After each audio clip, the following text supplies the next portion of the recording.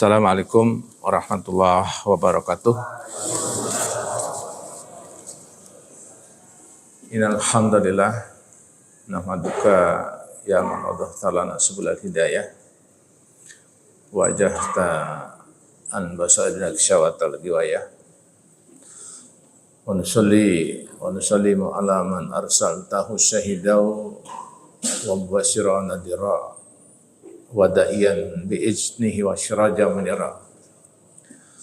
Asyhadu an la ilaha illallah wahdahu la syarikalah wa asyhadu anna Muhammadan abduhu wa rasuluhu amma ba'd. Qala Allah Ta'ala fil Qur'anil Karim, a'udzu billahi minasyaitonir rajim. At-ta'ibuna al-'abiduna al-hamiduna as-sa'ihuna ar-raqi'una as-sajiduna al-amiruna bil ma'ruf wa nahawna 'anil munkar wal hafiduna hududallah wa basyiril mu'minin. Sadaqallah. Allahumma sholli ala Muhammad wa ala ali Muhammad kama shallaita ala Ibrahim wa barik ala Muhammad wa ala ali Muhammad kama barakta ala Ibrahim innaka Hamidum Majid. Jamaah Masjid Al-Ikhwan yang saya muliakan, alhamdulillah pada kesempatan pagi hari ini kita sejenak untuk merenungkan tentang kehidupan yang kita hadapi, terutama dalam kondisi sekarang ya. Karakteristik itu harus memang benar-benar dijaga, terutama karakteristik orang-orang yang beriman. Maka dalam mukadimah ini saya bacakan surat At-Taubah, surat 9 ayat 112. Dalam surat At-Taubah ini kita tidak boleh mengawali membacanya dengan basmalah, tapi diawalinya dengan ta'awudz kepada Allah. Maka dalam ayat ini Allah menjelaskan at-ta'ibuna, orang-orang yang bertobat ya. Orang-orang yang merasa senantiasa berusaha ya, untuk membersihkan dirinya dari dosa-dosa dengan tobat kepada Allah. At-ta'ibun ini isimnya isim fa'il ya. Pelaku. Jadi umat Islam harusnya menjadi fa'il, jangan menjadi maf'ul terus. Umat Islam itu harus menjadi pelaku, jangan menjadi objek. Ini at-ta'ibun. Orang-orang yang bertobat. Merasa diri tidak bersih. Siapapun manusia dalam kehidupan di atas dunia ini, jangan menganggap dirinya bersih.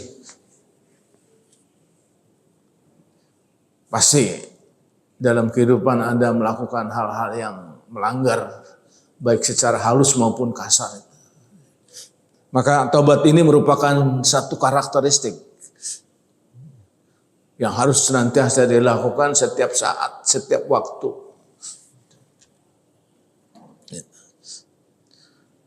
Yang kedua adalah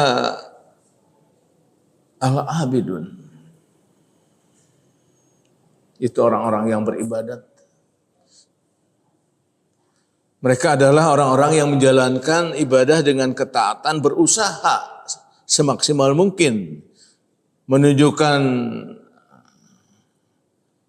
bahwa pengabdian yang dilakukannya kepada Allah itu benar-benar tidak main-main. Ini al-abid, abid, hamba.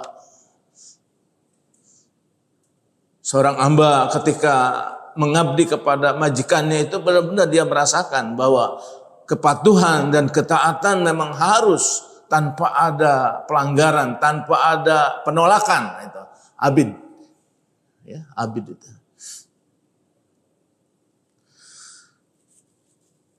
Dan yang ketiga ada orang-orang as-saihun, orang-orang yang melawat, orang-orang yang bepergian untuk mencari ilmu, orang-orang yang berjalan untuk menempuh fisabilillah dengan benar-benar. As-saihun. Ini ada yang menafsirkan as-saihun itu orang-orang yang traveling. Orang-orang yang bepergian walaupun capek tapi nikmat.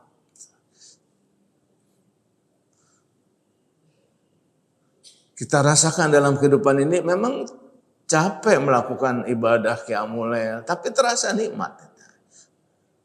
As-saihun itu orang-orang yang senang dalam beribadat sehingga tidak ada sesuatu yang tidak capek, tapi dia rasakan senang. Ketika orang bertamasya ke tempat yang dia tuju, dia berdua dengan kekasihnya. Walaupun jauh dia merasa nikmat karena dia dengan kekasihnya. Allah yang mendampinginya. Itu as-saihun dia rasakan. Dia senang dalam beribadat. Yang keempat adalah orang-orang yang rakiun, yang ruku, dan as-sajidun yang sujud.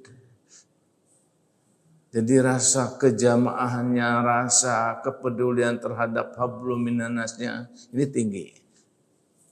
Sehingga dia dalam ruku dan sujud bersama orang-orang yang beriman, ar-raqiuna was-sajiduna ma'al mu'minin. Dia rasakan nikmat.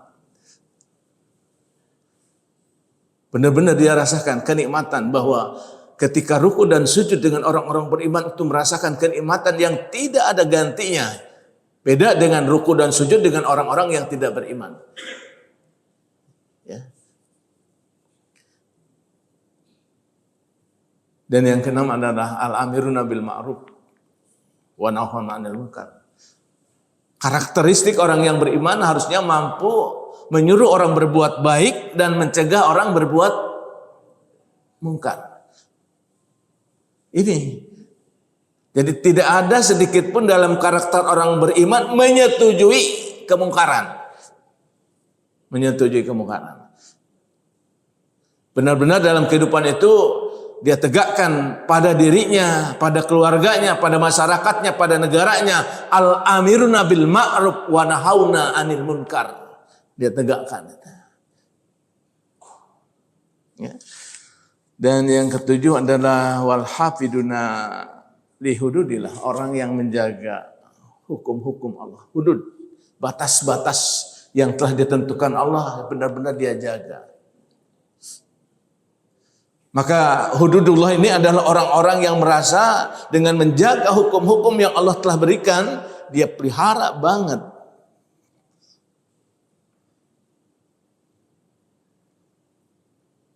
Ya, kita mulai dari yang sederhana, yang kecil aja lah. Dari mulai kita mau tidur, biasakanlah membaca doa. Bismika Allahumma ahya wa amut. Bangun tidur, alhamdulillahilladzi ahyana ba'da ma'amatana wa ilahi. Dia jaga hukum-hukum Allah. Yang dia bisa lakukan, dia jaga. Mau ke tempat toilet, Allahumma inni a'udzubika minal khubuthi wal khaba'is. Langkahkan kaki kanan dulu, kaki kiri dulu.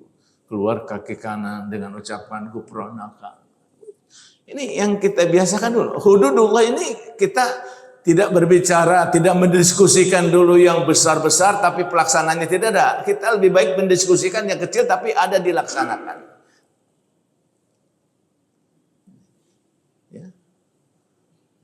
Mau makan, awali dengan membaca basmalah kepada Allah. Selesai ucapkan dengan pujian kepada Allah. Ini karakteristik.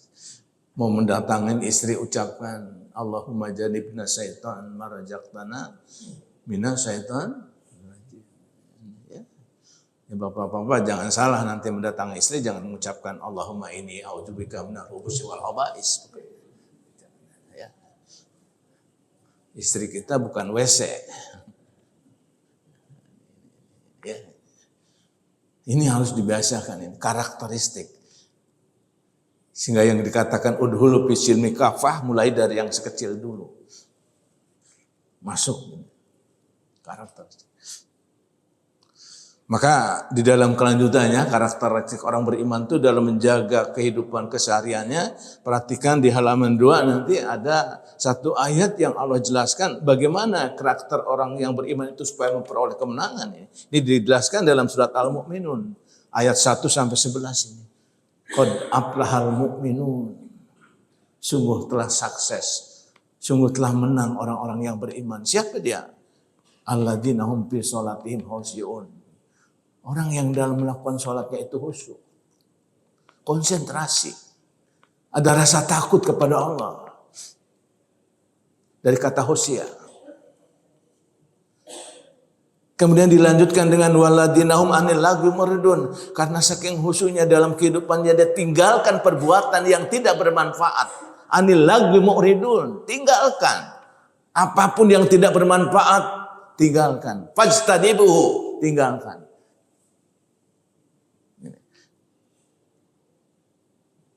Baru aplikasi dengan sikap pengeluaran harta. Walladinahum lizzakati fa'ilun.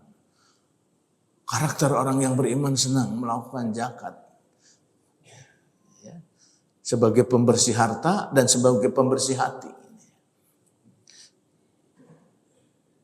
Baru walladinahum lifurujihim hafidun. Dia jaga auratnya.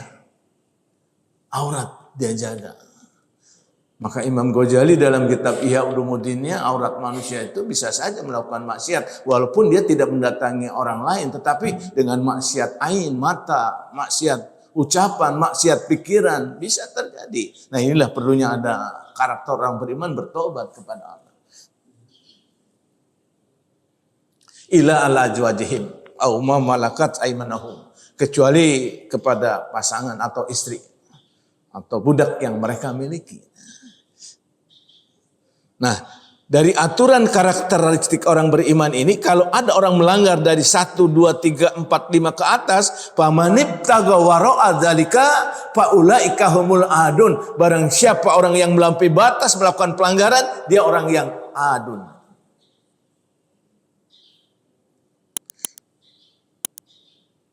Melanggar batas-batas hududillah.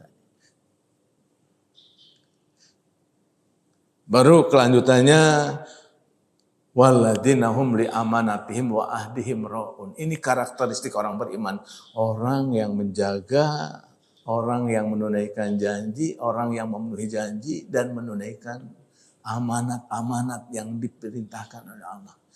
Amanat diri, amanat keluarga, amanat. Pokoknya yang namanya amanat itu dijelaskan nanti dalam surat Al-Anfal 27. Ya ayyuhalladzina amanu la tahunullaha wa rasulah wa tahunu amanatikum wa antum ta'lamun. Hai orang-orang yang beriman, jangan engkau hianati Allah, jangan engkau hianati Rasul, dan jangan engkau hianati amanat kamu sendiri padahal kamu mengetahui. Ini. Nah, kalau sudah ini dilakukan karakteristik orang yang beriman, walladzinahum ala sholawatihim yuhafidun. Dia jaga sholat yang 5 waktu. Sholat ini, sholawat ini jamaah dari sholat. Dia jaga sholat ke sholat, dia jaga, tidak melakukan kemaksiatan. Dari subuh, dari fajar ke duhur, dari duhur ke asar, dari asar ke maghrib, terus sampai isya, sampai subuh kembali. Walladzinahum ala sholawatihim yuhafidun. Dia pelihara sholatnya, tidak melakukan satu pergeseran kecuali untuk pengabdian kepada Allah tadi. Baru orang yang tersebut Allah akan berikan ulaika humul warisun. Mereka akan mewarisi. Akan diwariskan kepada orang-orang yang semacam ini. Apa yang akan diwariskan? Alladzina yarisunal firdaus hum fiha khalidun. Yaitu surga firdaus yang dia kekal di dalamnya. Jadi urutan-urutan karakter orang yang beriman ini benar-benar Allah jadikan sebagai patokan dalam kehidupannya, sehingga kita dalam kehidupan benar-benar karakteristik orang beriman itu benar-benar terjaga dari hudud, artinya hukum-hukum Allah. Sampai dalam pola berpikir orang beriman dalam melaksanakan kehidupan, di halaman 3 nanti saya catat di sini bahwa orang yang beriman karakternya adalah sikap hidup yang dilakukan dalam surat Al-Baqarah 177 dijelaskan. Laisal birra an tuwallu wujuhakum qibalal masyriq wal maghrib. Walakinnal birra man amana billah wal yaumil akhir wal malaikat wal kitab wan nabi wa atal mala ala hubbihi dzil qurba wal yatama wal masakin wa ibnas sabil wasailin wa firqam wa aqama shalah wa atajaka wal mupuna bi ahdihim idza ahadu was sabirina bil ba'sa'i wat tara'i wa hinal bas ulaika alladziina shadaku wa ulaika humul muttaqun. Jadi dijelaskan orang yang beriman itu punya karakteristik, ada pertama adalah iman kepada Allah. Konsepsi awal adalah iman kepada Allah. Iman kepada yaumul akhir, iman kepada malaikat, iman kepada kitab, iman kepada nabi. Ini konsepnya. Kalau ini tidak dilakukan dalam karakteristik orang beriman, laisal birro, bukan kebaikan. Bukan kebaikan. Di apapun yang dilakukan tanpa ada hubungan kepada Allah, al-iman laisal birra. Maka dalam Islam tidak ada dikotomi. Oh ini urusan dunia, oh ini urusan akhirat. Islam ibarat dua mata sisi uang yang berhadapan di antara belakang, sama. Tujuan hidup kita melakukan dunia untuk mencapai akhirat. Jadi tidak bisa ditinggalkan antara perbuatan dunia dengan hubungannya dengan akhirat. Ini. Jadi sebagai landasan berpikirnya sampai sedemikian diatur oleh Allah.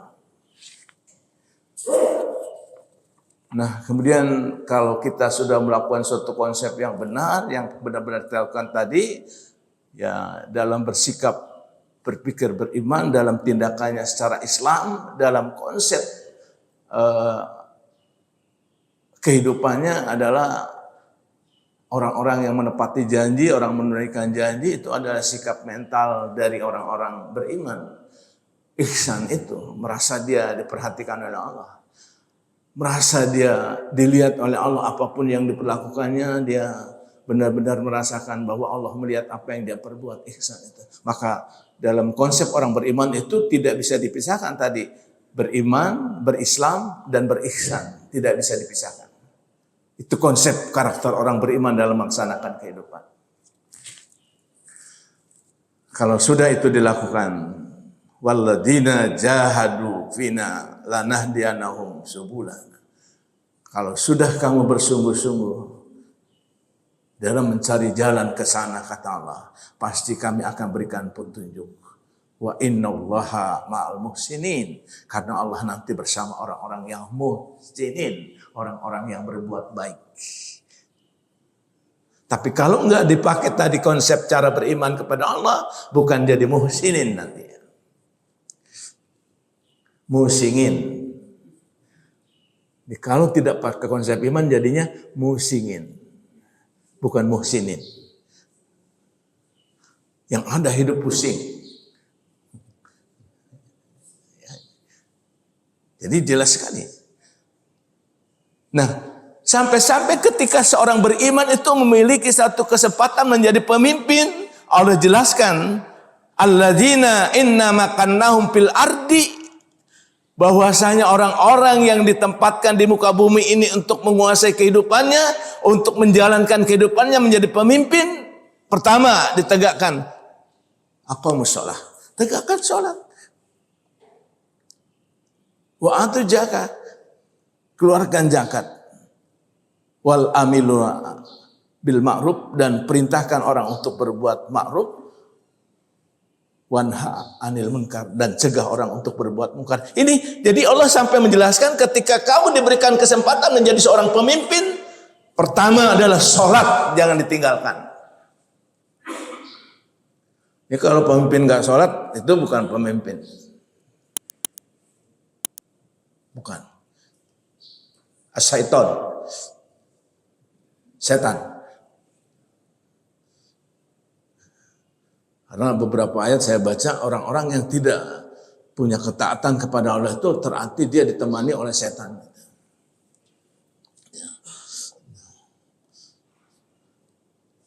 Hadirin hadirat yang dimuliakan Allah. Ibu bapak, ada Allah pertanyaan kepada kita dengan konsep-konsep tadi karakter orang yang beriman. Ada pertanyaan kepada kita. Ya ayyuhalladzina amanu hal adulukum ala tijaratin tunjikum min azabil alim. Hai orang-orang yang beriman, maukah aku tunjukkan kepada kalian satu kehidupan yang kamu bisa terlepas dari azab? Mau enggak kira-kira? Saya tanya nih kepada para jamaah dan kepada saya diri saya sendiri, mau enggak kita dilepaskan oleh Allah dari azab yang pedih dalam kehidupan ini? Mau enggak kira-kira? Ini pertanyaan Allah. Hal adulukum ala tijarah. Kalau mau, kelanjutannya Allah jelaskan. Tu'minu billahi wa rasulih. Kamu beriman kepada Allah dan kepada Rasulnya. Wa tujahiduna fisabilillah. Kamu bersungguh-sungguh di jalan Allah. Bi amwalikum wa anfusikum. Dengan diri kamu. Dengan harta kamu. Jadikum hairulakum in kuntum ta'lamun. Itu adalah yang terbaik buat kamu kalau kamu mengetahui. Jadi kalau kita mau melepaskan diri dari azab Allah yang pedih, wa tujahiduna fi sabilillah bi amwalikum wa anfusikum. Jadikum hairulakum in kuntum ta'lamun. Itu yang paling baik. Ini karakter orang yang beriman. Baru kalau ini sudah kita bisa lakukan, yaghfir lakum dzunubakum. Allah akan mengampuni dosa-dosa kamu. Wa yudhilkum jannatin min tajri min tahtihal anhar, dan Allah akan memasukkan kita ke dalam surga, yaitu yang di bawahnya ada sungai, wa masakinu thayyiban, dan tempat yang sangat baik, fi jannatin adn, di dalam surga Aden. Jadi pertanyaan ini harus dijawab oleh kita dalam karakteristik kehidupan. Mau enggak kita dilepaskan dari azab Allah yang pedih? Kalau mau, imani Allah, imani Rasul, berjuang di jalan Allah dengan harta, dengan jiwa, itu yang terbaik. Baru Allah akan mengampuni dosa-dosa kita. Dan baru kita akan dimasukkan Allah ke dalam surganya, surga Aden. Jadi kafadul adin, itulah keutamaan yang Allah berikan kepada kita. Ya. Jadi karakteristik orang beriman ada punya urutan di Quran.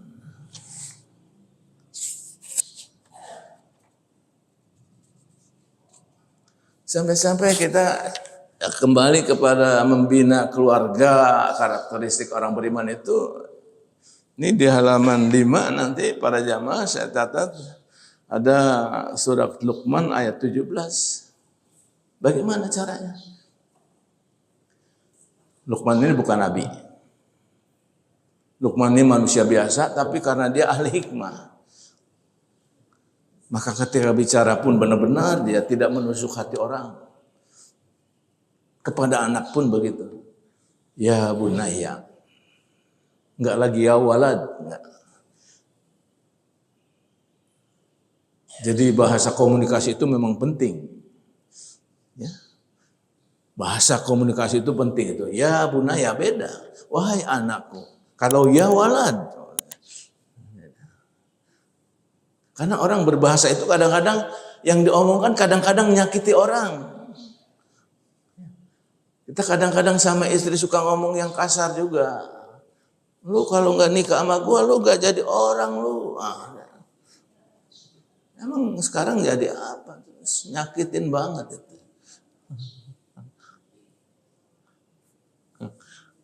Mestinya kan bila berkat kita berdua, alhamdulillah kita bisa melaksanakan hidup yang sebaik-baiknya.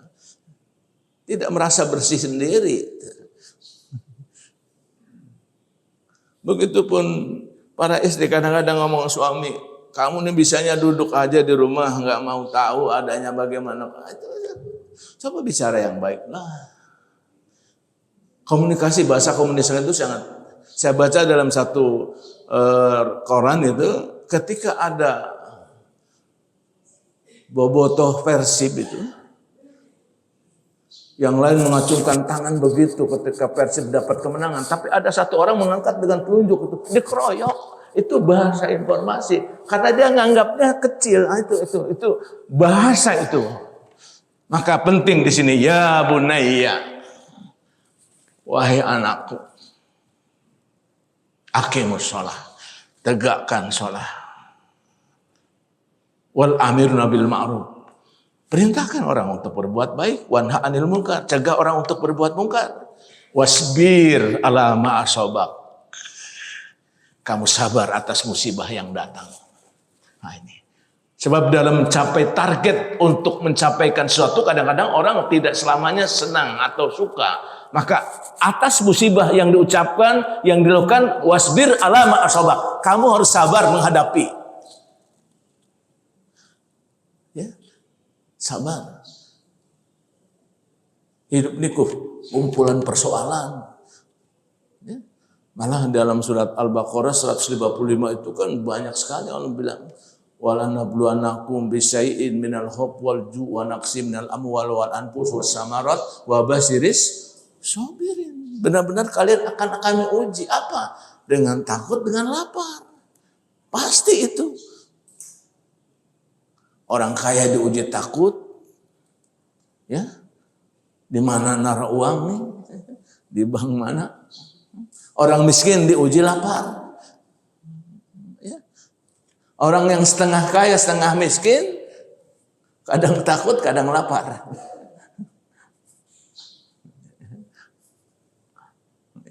Wa naqsim minal amwal, ada kekurangan harta, wal anfus, ditinggalkan jiwa, anak, istri, suami, wasamarat, kurang buah-buahan, yang dikerjakan tidak menimbulkan hasil, tapi semuanya kata Allah, wabashir sabirin, beritahukan kepada orang yang sabar. Apa itu dia? Alladzina idza asabatu musibah qalu inna lillahi wa inna ilaihi raji'un. Kembalikan.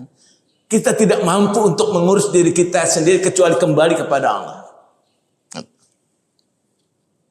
Ini sampai sedemikian rupa. Jadi karakteristik orang beriman dari mulai yang secara makro sampai mikro, Allah jelaskan bagaimana karakteristik orang beriman dalam melaksanakan kehidupan itu. Ya. Sehingga ada beberapa hadis yang saya catat di sini untuk menghubungkan dengan surat At-Taubah 112 ini. Pertama dengan masalah at-taibun, orang tobat. Dalam hadis yang diriwayatkan oleh Imam Tirmizi, ada Nabi bersabda, kullu ibnu Adam khotoya. Setiap anak cucu Adam pasti pernah berbuat dosa. Kullu semua. Kullu ibnu Adam khotoya. Setiap anak Adam pasti pernah berbuat dosa. Wahiru khotoya at-taibun, dan sebaik-baik untuk membersihkan dosa, tobat. Tobat. Pasti, termasuk saya. Nah ini. Jadi jangan kalau udah dianggap ustadz pasti bersih, enggak juga.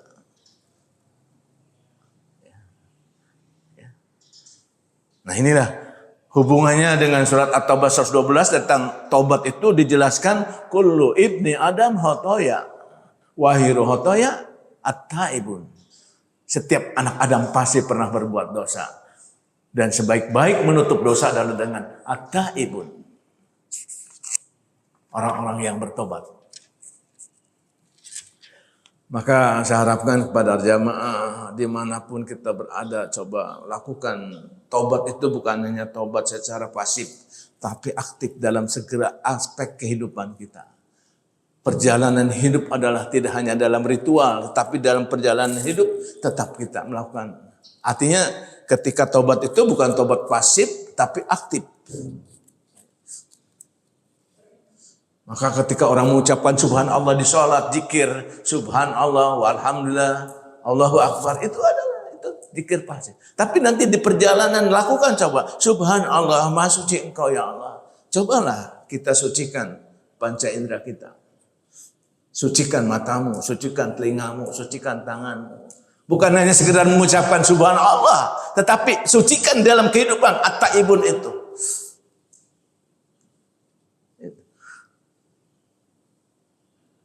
Sucikan. Artinya kan subhanallah itu maha suci Allah. Alhamdulillah segala puji hanya milik Allah.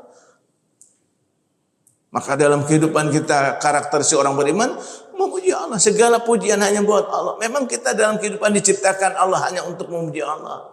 Ya Allah, aku memang engkau ciptakan dari setetes sperma. Kemudian sekarang jadi manusia yang punya otak, punya pemikiran. Tapi ya Allah, pujian hanya untuk engkau.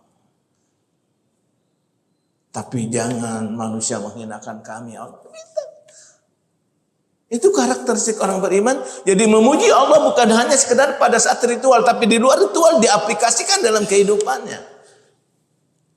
Begitupun ketika dia mengucapkan Allahu Akbar, Allah Maha Besar. Benar ya Allah, engkau Maha Besar dalam segalanya apa yang telah engkau ciptakan. Tapi jangan manusia mengecilkan kami, Allah, menjadi manusia yang terinjak-injak dalam kehidupan ini. Dengan konsep, dengan kehidupan. Ini ya orang-orang yang tobat. Kemudian di halaman 6 hubungannya dengan orang-orang yang ibadah, maka ada Rasul mengatakan ketika beliau menjelaskan tentang sebaik-baik ibadah, biar itu yang kecil tapi dia continue. Ini para jamaah. Al-abid itu adalah dia lakukan yang kecil tapi continue. Malahkah alangkah baiknya kalau jamaah Al-Ikhwan ini memiliki satu continue walaupun sedikit itu untuk akhirat. Apa? Wakaf. Wakaf tunai. Enggak perlu banyak, 10.000 satu. Satu bulan 300.000. Tapi itu wakaf memang udah hak Allah. Nanti berapa ada 50 kali 300 berapa? Mungkin satu bulan kita terkumpul berapa? Satu tahun berapa miliar? Khusus nanti. Sebagaimana Umar diamanatkan oleh Rasul. Ketika ingin mewakafkan tanahnya, maka kata Umar, jangan kau jual. Wakafkan. Tapi hasil yang ada, itu manfaatkan untuk kepentingan masyarakat. Jadi harta tetap terjaga dan mengalir walaupun dia orang sudah meninggal. Inilah jariah. Wakaf. Sedikit tapi memiliki terikat. Kita sadar dengan hadis idamata ibnu Adam in qata'a amalu ila min salas. Apabila anak cucu Adam meninggal, tinggal 3 kan. Sedekahun jariah. Sedekahun jariah ini yang mengalir ini wakaf ini, yang ditetapkan oleh kita wakaf dan tidak diperlukan untuk kepentingan kecuali untuk Allah.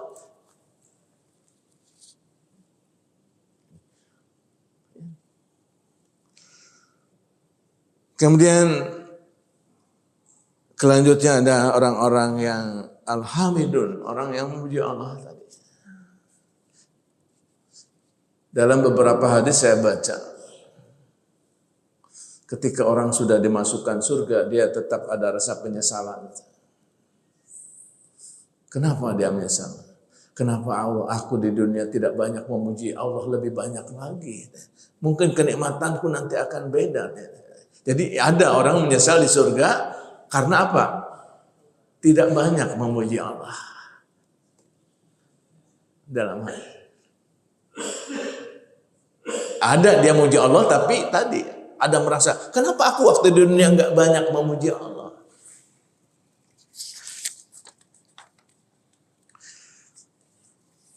Dan yang terakhir ya, ada dalam hadis tentang mencegah amar ma'ruf nahi munkar.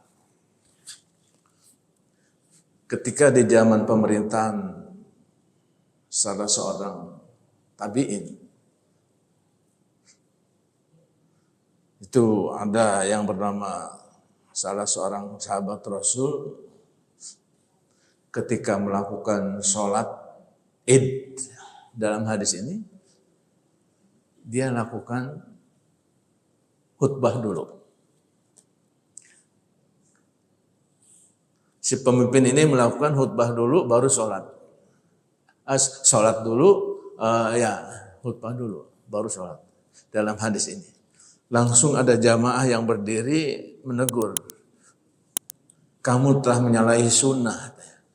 Rasulullah ketika melakukan sholat id itu adalah dia lakukan sholat dulu baru khutbah, sedangkan dia melakukan khutbah dulu baru sholat. Maka langsung dia tegur, walaupun dia seorang pemimpin. Ini al-amiru bil ma'ruf, memang kita harus mampu menegur. Bagaimana kapasitas kepemimpinan kalau dia melanggar ketentuan syar'i, harus. Maka dalam hadis ini, man ra'a minkum munkaran falyughayyir biyadihi. Kalau kamu melihat kemungkaran, rubah dengan tangan kamu. Fa'lam yastati fabilisani. Kalau enggak mampu dengan lidah kamu. Fa'lam yastati fabiqalbi. Kalau enggak mampu juga dengan hati. Fahuwa adaful iman. Itu adalah lemah iman. Dan yang terakhir dalam hadis hubungan dengan bahwa Ibnu Abbas pernah dibonceng oleh Rasul, kemudian Rasul menasihati kepada Ibnu Abbas, apa? Ihfadillah, tentang menjaga hukum Allah. Ihfadillah yahfadka. Pelihara Allah, nanti Allah akan memelihara kamu. Jadi pesan Rasul kepada Ibnu Abbas, ihfadillah yahfadka. Pelihara Allah, nanti Allah akan memelihara. Sampai-sampai kepada Ibnu Abbas dijelaskan, fa idza sta'anta fasta'in billah. Kalau kamu mintalah sama Allah. Apa yang sedang kamu hadapi, apa yang sedang kamu risaukan, minta kepada Allah. Wasta'inu bisabri wassalah. Minta. Pelihara Allah. Allah akan memelihara kita. Dimanapun kita berada, kita merasa inna rabbaka labil mirsad. Sesungguhnya Rabb kamu mengawasi kamu dalam setiap gerak dan gerik kita. Ya. Dan mudah-mudahan dengan karakteristik orang-orang yang beriman, baik secara universal maupun secara individu, kita bisa melakukan. Dan mudah-mudahan ini bisa diterapkan dalam kehidupan kita, dalam keseharian. Sehingga orang-orang yang beriman memang benar-benar iman yang benar.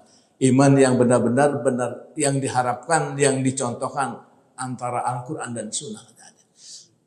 Jadi semoga apa yang saya sampaikan pada pagi hari ini akan memberikan dampak kepada para jamaah dan kepada diri saya sendiri. Selamat menjalankan tugas menjadi karakteristik orang beriman sampai wala tamutunna illa wa antum muslimun, sampai kamu menghadap Allah Subhanahu wa taala. Sehingga kita mendapat julukan ya ayat Tuhan nafsul mutmainnah, irji'i ila rabbiki radiyatan mardiyah, fadkhuli fi ibadi wadkhuli jannati. Wahai hamba-hambaku yang berjiwa tenang, kembali engkau dengan mendapat keridhaan Allah dan masuklah ke dalam surga yang telah Allah persiapkan. Demikian kurang lebihnya, mohon maaf. Yang benar datang dari Allah dan yang salah dari pribadi saya. Semoga Allah mengampuni kita semuanya. Aku qouli hadza wa astaghfirullah wa lakum. Wassalamualaikum warahmatullahi wabarakatuh.